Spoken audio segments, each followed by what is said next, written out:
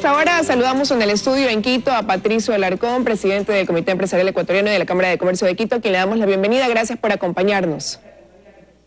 Buenos días, Liz. Un cordial saludo a la audiencia de Teleamazonas.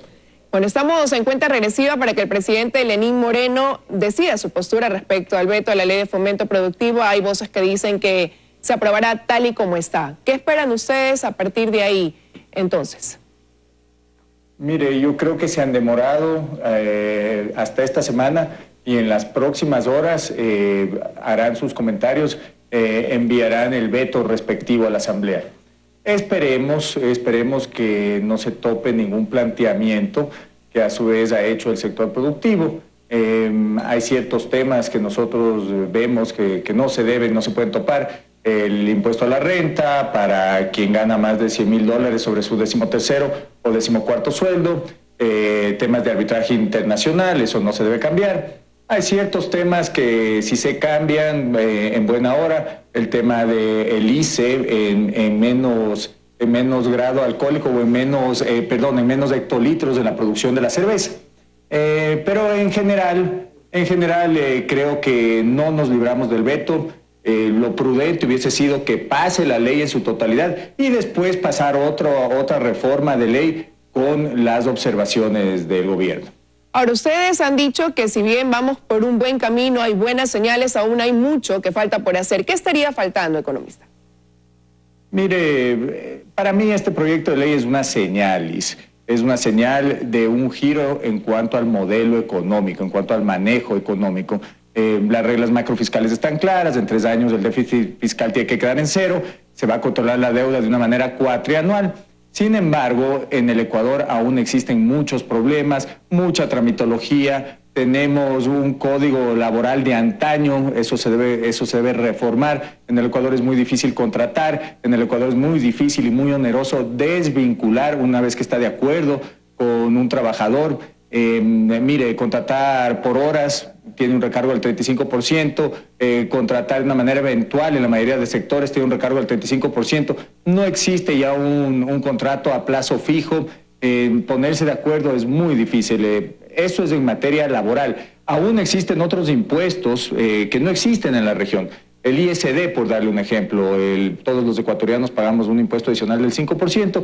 Se ha mencionado que se va a desmantelar según el desempeño económico, pero debemos ser más claros y debe existir ya la manera de ir bajando este impuesto, ya sea a 1,5 puntos al año, propuesta que nosotros venimos haciendo desde el Consejo Consultivo Productivo y Tributario. Además, el Ecuador cuenta con muchos aranceles, en general, producir en el Ecuador es oneroso y la competitividad de las empresas tiene que mejorar para que volvamos a niveles de contratación adecuados para sacar al país de la pobreza.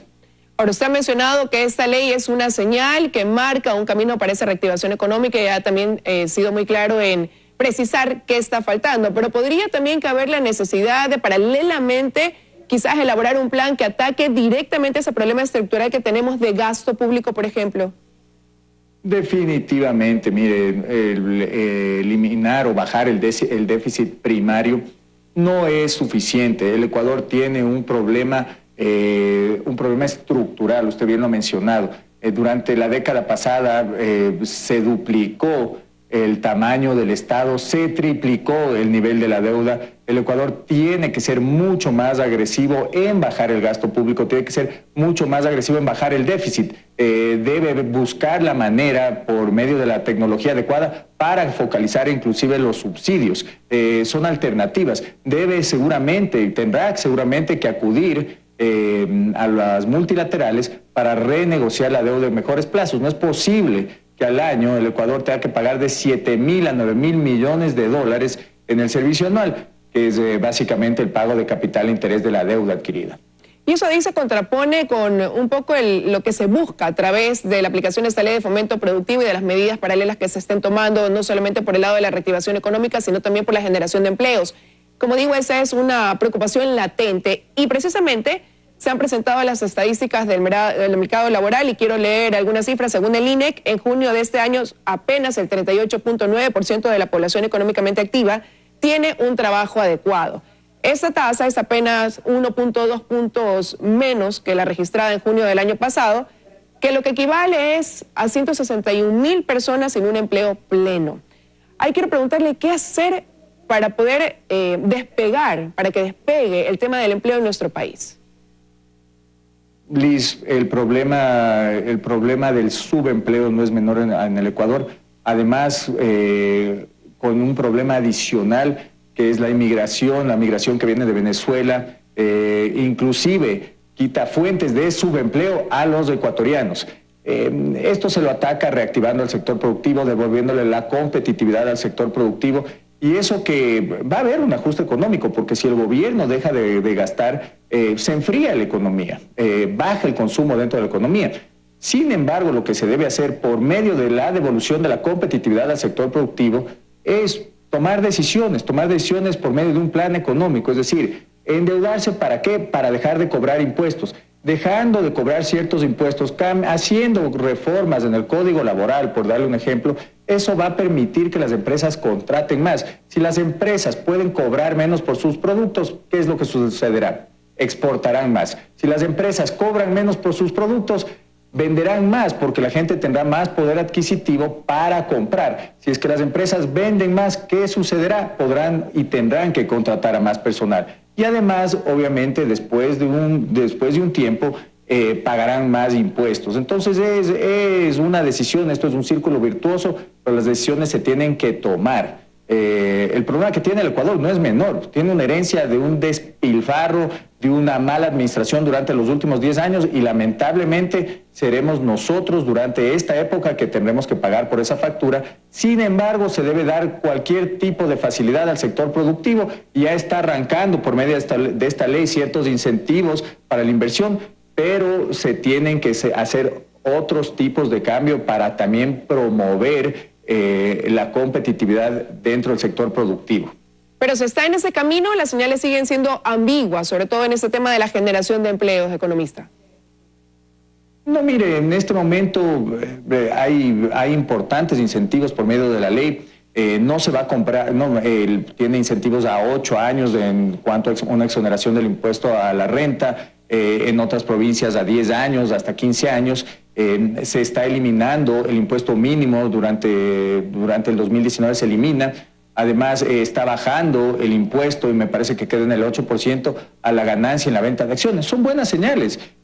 Acuérdese, Liz, que la economía también se mueve por señales, y esto es importante. Si usted da señales de confianza al mercado externo y al mercado interno, ¿qué es lo que sucederá? Más dinero llegará al país, llegará una repatriación de fondos, y esto también ayudará a que se mueva la economía. El problema es que los cambios no se hacen o no se dan de la noche a la mañana, y el gobierno va a tener que ser ciertamente un poco más agresivo para bajar el déficit fiscal, va a tener que tener un buen plan de reactivación económica para poder acudir a los multilaterales, para poder renegociar su deuda, llevarla a plazos más largos, bajar la tasa de interés. Tiene un reto muy fuerte por delante. Ahora, el problema es que parece que ese camino es el paso a seguir, va lento, realmente, hasta llegar a esa reactivación económica que permita lograr la aplicación de todos estos incentivos, y que eso conlleve a una generación de empleo. ¿Cómo evitar entonces la tentación de que el proponer o el proveer más empleos no sea a través de un mayor endeudamiento o incluso del gasto público? Bueno, es difícil seguir endeudándose. La emisión de bonos ya no es tan fácil como lo fue a principios de este año. Ya no existe tanto apetito por los bonos ecuatorianos. No se está acudiendo a la China. No se está tomando dinero del IES, no se puede tomar dinero del IES, el IES ya no tiene dinero, no se puede tomar ya más dinero de las reservas del Banco Central. Entonces, el gobierno, por más que tenga la tentación, es muy difícil que acuda al endeudamiento agresivo como lo vino haciendo durante los últimos años. En ese sentido, yo no veo que existe un problema. Lo que sí debe hacer es pensar en un endeudamiento a largo plazo por medio de un plan de reactivación económica, y en este plan debería incluir, primero, bajar de una manera más agresiva el gasto público, y segundo, trabajar de mejor manera en la competitividad del sector privado por medio de ciertos impuestos que se deberían bajar. El ISD es uno de ellos. Ahora, usted ha hablado de la necesidad de medidas agresivas, las ha calificado así. Quizás el costo político que puedan tener las mismas es lo que lleva a detener la ejecución de ellas. Puede ser, mire, ciertamente los políticos tienen que pensar en el futuro, tienen que pensar en las encuestas. Sin embargo, el Ecuador ya no tiene tiempo, es hora de tomar acción. Este gobierno ya no tiene tiempo, perdió un año para tomar medidas y lo que deben hacer en este momento ya es tomar decisiones. Seguramente el siguiente año y el 2021 o el 2020, perdón, el gobierno tendrá un impacto político por las medidas que se tomen. Sin embargo, ya tienen que pensar en el bien del país. Además, con buenas decisiones, a largo plazo, los números en cuanto a las encuestas subirán, porque si se toman las medidas adecuadas, el Ecuador ciertamente mejorará, se generarán más fuentes de empleo, crecerán las empresas y la economía crecerá de una manera sostenible. La gente se da cuenta cuando los líderes pragmáticos toman las medidas adecuadas. Ahora, el mes pasado tuvimos la visita del vicepresidente de Estados Unidos, lo que abría la puerta a un panorama alentador. Sin embargo, en junio, en el comercio no petrolero creció un 14%, las exportaciones un 6.5%, las importaciones también crecieron en más de un 21%, pero las exportaciones con Estados Unidos cayeron. ¿Cómo acelerar esa agenda comercial que tanto está necesitando el país? Mire, las exportaciones a los Estados Unidos son un problema. Decrecieron un 6,4%, el Ecuador, el 40% de las exportaciones petroleras y no petroleras del Ecuador van a los Estados Unidos, es nuestro principal socio comercial, es un socio natural por flete, por lo que nuestros productos se apetecen en ese mercado. Y mire, en este momento es cuestión de tratar de activar la Comisión de Inversión y de Comercio, un paso para llegar a firmar un acuerdo comercial con los Estados Unidos que tiene que de hecho ser bien negociado, porque sí hay que proteger a sectores en el Ecuador por medio de incentivos que puedan ser amenazados por acuerdos comerciales. Pero el primer paso también es evaluar la Alianza del Pacífico, evaluar nuestra adhesión a la Alianza del Pacífico y bueno, en general, el Ecuador, Liz, lo que necesita es ampliar su mercado, tiene que abrirse al mundo. El Ecuador lo que necesita son más divisas y estas se obtienen por medio de la exportación y por medio de la inversión extranjera directa. ¿Qué es lo que hacen los acuerdos de libre comercio? Aumentan las exportaciones de los países, más productos salen al mercado externo y aumentan los niveles de inversión extranjera directa, además que generan un marco legal que se tiene que respetar, que mejora la seguridad jurídica de ciertas naciones. Bueno, y tenemos entendido que en los próximos días viajará una comitiva encabezada por el ministro Pablo Campana a reunirse con empresarios estadounidenses. ¿Cuáles serían las expectativas reales con ese viaje? Mire, yo creo que las expectativas en ese viaje ya es marcar una fecha para que se pueda consolidar un comité de inversiones y de comercio y a la vez atraer inversión también, demostrar en estos países que los empresarios locales también están dispuestos a invertir en el país. Mire, bien o mal, en este país ahora la estabilidad se ve desde otra manera, existe ya una salida. Veamos lo que pasó hace un año pensábamos que nos íbamos hacia un proyecto castrochavista. Este año ya tenemos una ley donde por primera vez en una década no se incrementan impuestos, una ley donde se está dando incentivos al sector productivo, tenemos un ministro que no viene de una línea del gobierno anterior. Entonces son señales positivas y creo que la inversión nacional y creo que la inversión externa llegará al país. Creo que se está tomando la decisión de sacar al país adelante por medio del sector productivo, cosa que hace un año no nos la imaginamos nunca, Liz. Pero pese a que hay todos estos buenos intentos, a que hay todas estas buenas señales, estos buenos proyectos, seguimos sintiendo que la factura dentro del desarrollo económico nos la siguen pasando y que no logramos todavía despegar en esa materia, economista. Claro, imagínese, 10 años de una administración, de una mala administración, 10 años de despilfarro, se duplicó el tamaño del Estado, se triplicó la deuda.